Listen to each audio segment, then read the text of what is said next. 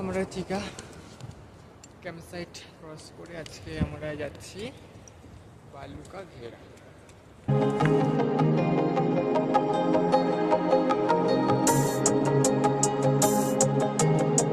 আজকের ভিডিও আমি এখান থেকে শুরু করছি, বন্ধুরা দেখতে থাকো। তো তোমাদেরকে আমি আগে এই ভিডিওতেই বলেছিলাম যে আজকে আমরা বালুকা ঘেরার দিকে যাচ্ছি, তো সেটা আমাদের আজ স্টার্ট হয়ে গেছে। তো আজকে আমরা যাবো চিকা থেকে বালুকা ঘেরা, প্রায় 8 থেকে 9 কিলোমিটারের রাস্তা, যেটা আমাদের যেতে সময় লাগবে প্রায় 6 থেকে 7 ঘন্টা। তো রাস্তাটা মোটামুটি ঠিকঠাকই ছিল, কিছুটা চড়াই ছিল, কিছুটা প্লেনে ছিল।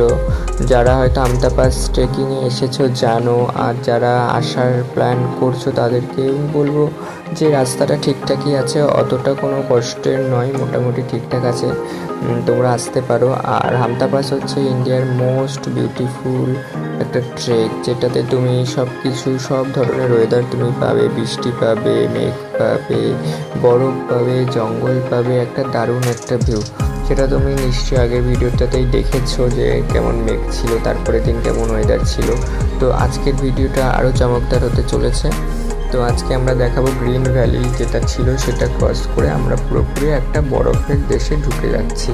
চারিদিকে শুধু বরফ, অলরেডি দেখতেই পাচ্ছ যে আমার পেছনে বরফ, গ্লেশিয়ার, যেটা আমরা পার করে এলাম। তো এরকম গ্লেশিয়ার পার করতে করতে আমরা যাব, তার সাথে সাথে অনেক ঝর্ণাও পড়বে, রিভার ক্রসিংও ছিল একটা।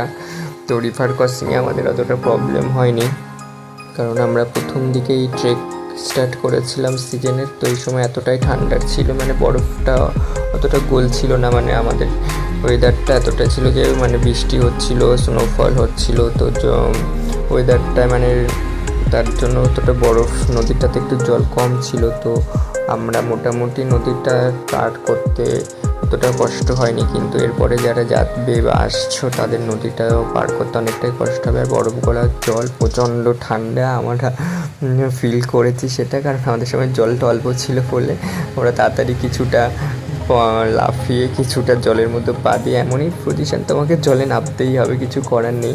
কিন্তু জলটা কম থাকলে কি অল্পতেই তুমি তাড়াতাড়ি এত স্রোত জলের, যে জল কম থাকলে তুমি তাড়াতাড়ি পার হয়ে যেতে পারবে, কিন্তু জলের এত স্রোত না, সেক্ষেত্রে তুমি যে দৌড়ে বা ইয়ে করে যেতে পারবে না। আর এত ঠান্ডা জলতে তুমি একটা পা ফেললেই পাটা অবশ হয়ে যাচ্ছে, মানে আর চলতে পারছো না, এরকম একটা পরিস্থিতি। তো সেটাও তোমাদেরকে দেখাবো যে আমরা কোন নদীটা কোথা থেকে পাস করেছিলাম, এই ভিডিওটাতেই আছে, দেখতে পাচ্ছ এত সুন্দর ভিউজ। ঠিক আছে, তো চলো দেখতে থাকো, আশা করি তোমাদের ভালো লাগবে। আর আগের ভিডিওগুলো তোমাদের খুব ভালো লেগেছে, তোমরা খুব ভালো